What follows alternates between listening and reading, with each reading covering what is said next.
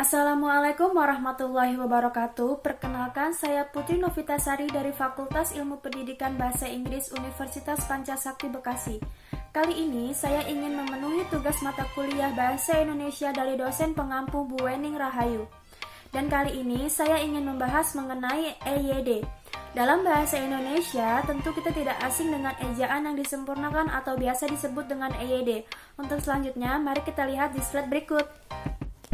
EYD merupakan tata bahasa pada bahasa Indonesia yang mengatur pemakaian bahasa Indonesia dalam penulisannya, mulai dari penggunaan dan juga penulisan huruf kapital, huruf miring, dan juga penulisan unsur serapan.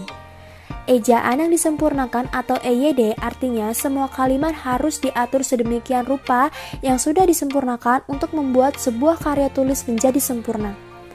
Pada sejarahnya, pada tanggal 16 Agustus 1972, pemerintah lewat keputusan Presiden nomor 57 tahun 1972 meresmikan lagi ejaan baru yang bernama ejaan yang disempurnakan atau yang biasa kita kenal sebagai EYD.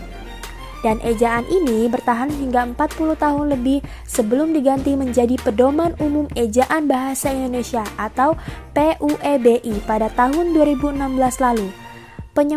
Menyempurnakan yang telah disempurnakan, demikianlah tujuan PUBI lahir.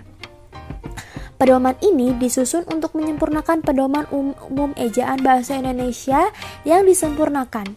Pedoman ini diharapkan dapat mengakomodasi perkembangan bahasa Indonesia yang semakin pesat. Selanjutnya, kita akan masuk dan mengenal ciri khusus ejaan yang disempurnakan. Yang pertama, perubahan huruf J, DJ, NJ, CH, TJ, SJ pada ejaan Republik menjadi Y, J, NY, KH, C, SY. Sebagai contoh, sebagai berikut. Yang kedua, kata ulang ditulis dengan satu cara, yakni menggunakan tanda hubung. Tidak diperkenakan menggunakan tanda atau angka 2. Sebagai contoh, sebagai berikut. Penulisan kata ulang dengan menggunakan angka 2 hanya diperkenakan pada tulisan cepat atau notula. Yang ketiga, penulisan kata majemuk harus dipisahkan dan tidak perlu menggunakan tanda hubung. Contohnya seperti ini. Yang keempat, gabungan kata yang sudah dianggap senyawa atau satu kata ditulis serangkai. Contohnya seperti ini.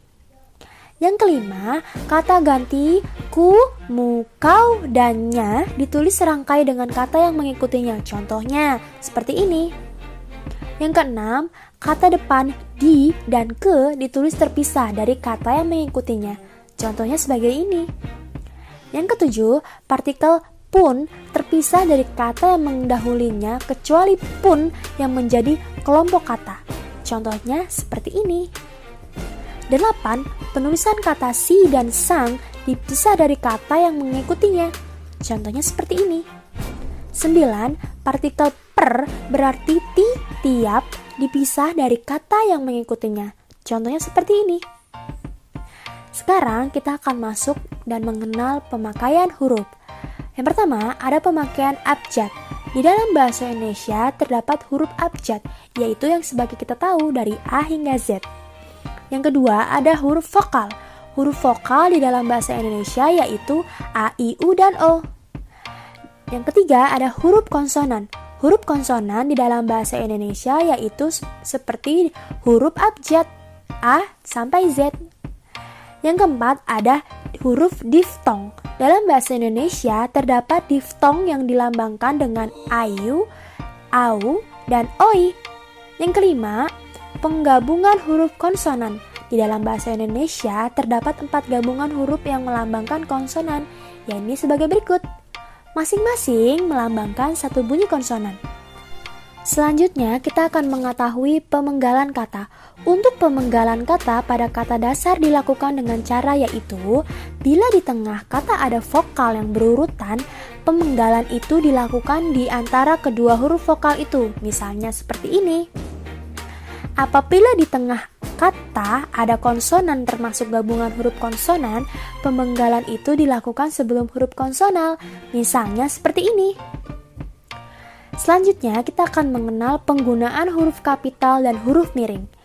Yang pertama, huruf kapital dan huruf miring. Pada huruf kapital ini dipakai sebagai huruf pertama. Pada penggunaan awal kalimat, petikan langsung, ungkapan yang berhubungan dengan nama gelar, kehormatan, nama orang, nama bangsawan, suku, tahun, bulan, unsur nama, jabatan, dan lain-lain. Yang kedua, huruf miring. Huruf miring dalam cetakan digunakan untuk menuliskan nama buku, majalah, surat kabar yang dikutip dalam tulisan, nama ilmiah atau ungkapan asing, dan untuk menegaskan huruf bagian kata atau kelompok kata. Selanjutnya, penulisan unsur serapan. Dalam penulisan unsur serapan pada umumnya mengadaptasi atau mengambil dari istilah bahasa asing yang sudah menjadi istilah dalam bahasa Indonesia. Misalnya, presiden menjadi presiden. Saya rasa cukup sekian pemaparan saya mengenai EYD. Kurang lebihnya mohon maaf atas ketidakjelasan dan cara saya menyampaikannya. Semoga ibu dosen dapat menerimanya dengan baik. Jangan lupa tersenyum teman-teman. Wassalamualaikum warahmatullahi wabarakatuh.